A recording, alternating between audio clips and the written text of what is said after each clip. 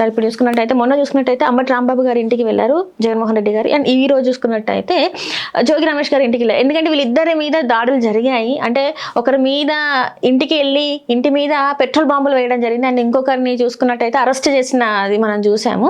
So ఇప్పుడు ఏంటి sir ఇది, అసలు వీటిని ఎలా చూడాలంటారు? అంటే రిపీటెడ్గా అటాక్స్ జరుగుతున్నాయి ఏపీలో. అంటే శాంతి భద్రతల పరిస్థితి ఏమిటి అనేది హోంమంత్రి గారు పట్టించుకోవాలి, కానీ ఆవిడ కూడా చాలా అగ్రెసివ్గా మాట్లాడుతున్నారు.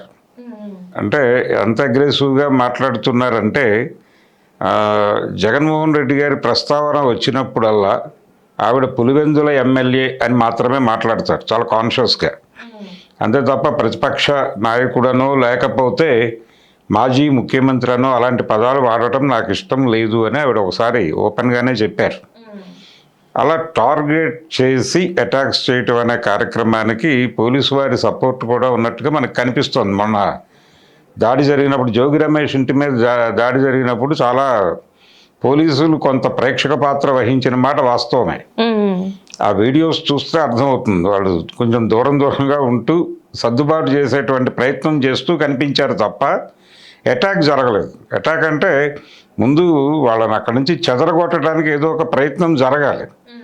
ఆ ప్రయత్నం చేసినట్టుగా అనిపించలేదు. జనరల్గా ఇప్పుడు పరిస్థితి ఎలా తయారైందంటే, వీళ్ళు ఇప్పుడు అంబటి రాంబాబు ఇంటి మీద దాడికి వెళ్ళినప్పుడు కూడా ఒక సమూహం అలా మాట్లాడుతూ తిడుతూ వెళ్ళారు వాళ్ళు. ఒక ఆవిడ చాలా అగ్రెసివ్గా తిడుతూ వెళ్ళింది, ఒక మహిళ. అవును సార్, తన అంబటి రాంబాబు గారి కార్ వెనకాల వెళుతూ చాలా అగ్రెసివ్గా తిడుతూ వెళ్ళింది ఆవిడ. ఇలా వీళ్ళందరూ ఇలా రోడ్ల మీదకి వచ్చి దాడులు చేసేసి ఇష్టం వచ్చినట్టు బిహేవ్ చేసినా కానీ వీళ్ళని కంట్రోల్ చేయకుండా అలా ప్రేక్షకుల్లాగా చూస్తున్నటువంటి పోలీసులు రెండో వైపు తమ సమస్యల గురించి ఎవరైనా బయటకు వస్తే, ఎక్కడైనా మీటింగ్ పెట్టుకుంటే దాని మీద దాడి చేయడానికి మాత్రం వచ్చేస్తారు. వచ్చేసి ఎందుకు మీరందరూ ఇక్కడ ఉన్నారు, లేకపోతే విపరీతమైనటువంటి పోలీసింగ్ జరుగుతోంది ఆంధ్రప్రదేశ్లో. ప్రజా ఉద్యమాల మీద, సమస్యల మీద రోడ్ల మీదకి వచ్చేటువంటి ప్రజల మీద కేసులు పెట్టడము, అలాగే ఎక్కడ సమావేశాలు జరగనివ్వనటువంటి పరిస్థితి కూడా ఉంది ఆంధ్రప్రదేశ్లో. అలాగే పౌర హక్కుల సంఘం నాయకుడి మీద ఒక కేసు బనాయించి జైల్లో పెట్టారు. జైల్లో పెడితే అతి కష్టం మీద కోర్టు కన్సిడర్ చేసి బెయిల్ ఇచ్చి మొన్న రిలీజ్ అయ్యాడు ఆయన. ఇలా శాంతి భద్రతల పరిస్థితి దారుణంగా ఉంది అని ప్రతి ఒక్కరు మాట్లాడుతున్నాడు. అంటే ఈయనకి రాజకీయ విమర్శలు, అంటే చంద్రబాబు గారి పరిపాలన మీద రాజకీయ విమర్శలు చేస్తున్నారు అనేదే టార్గెట్. ఇప్పుడు ఆయన్ని క్రాంతి చైతన్యాన్ని అరెస్ట్ చేయడం వెనకాల తిరుపతిలో జరిగినటువంటి ఒక మీటింగ్, ఏపీ పౌర హక్కుల సంఘం మీటింగ్లు అక్కడ జరిగినాయి తిరుపతిలో. ఆ నిర్వహణ ఆయన బాధ్యత తీసుకున్నాడు అని చెప్పేసి ఆయన మీద కేసు పెట్టారు.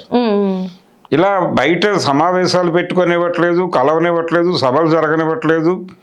కానీ తెలుగుదేశం పార్టీ వాళ్ళు మాత్రం విశృంఖలంగా రోడ్ల మీదకి వచ్చి ఎవరిళ్ళ మీద పడితే వాళ్ళ ఇళ్ల మీద దాడులు చేయొచ్చు, దాన్ని మాత్రం వీళ్ళు కంట్రోల్ చేయరు. అంటే పోలీసులు అనేవాళ్ళు ప్రేక్షక పాత్ర పోషిస్తున్నారా మరి? అక్కడ ప్రేక్షక పాత్ర మాత్రమే పోషించట్లేదు, వాళ్ళు అధికార పార్టీకి కొమ్ము కాస్తున్నటువంటి సేవకులుగా మారిపోయి వ్యవహరిస్తున్నారు. ఇది ప్రమాదకరం. అంటే రేపు పొద్దున మీరు అధికారంలోకి వస్తే మీకు కూడా ఇలాగే బానిసగిరి చేస్తాం అన్నట్టు ఇండికేషనే. కాబట్టి మమ్మల్ని ఆ యాంగిల్లోనే చూడండి అని కూడా మాట్లాడేస్తున్నారు. ఇది తప్పు, ఇది దుర్మార్గం.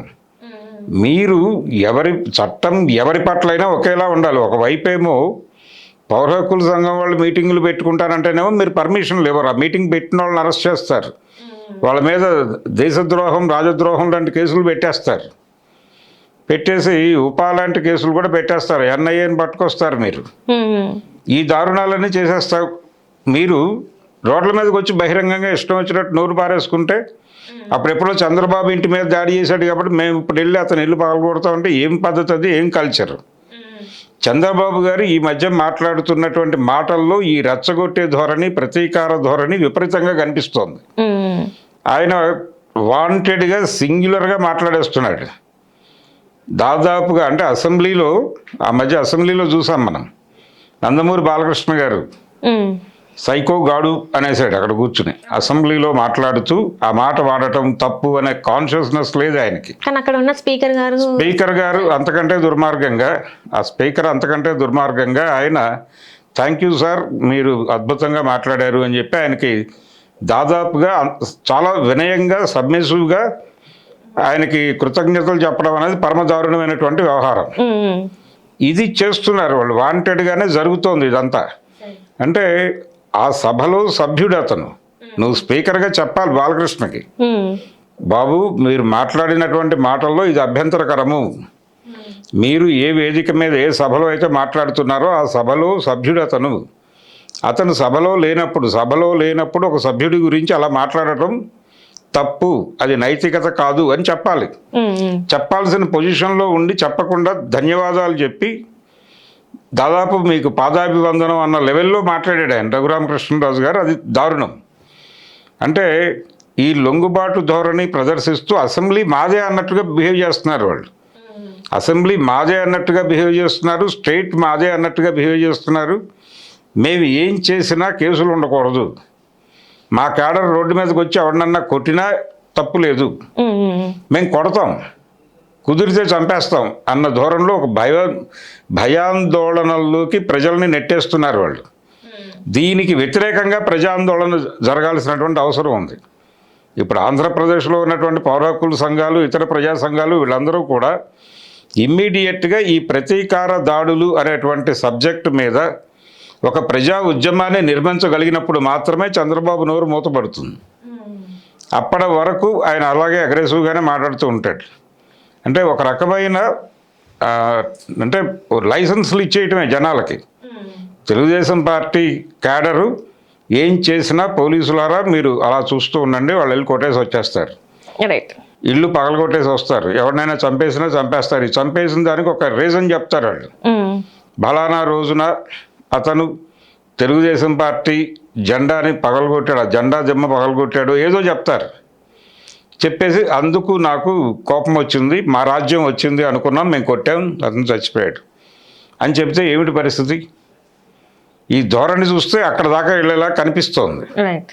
అందుకని ఒక ప్రజా ఉద్యమాన్ని నిర్మించడానికి ఒక అద్భుతమైన అవకాశం ఉంది ఆంధ్రప్రదేశ్లో. దాన్ని పట్టించుకొని ముందుకు తీసుకెళ్ళగలిగితే పని అవుతుంది.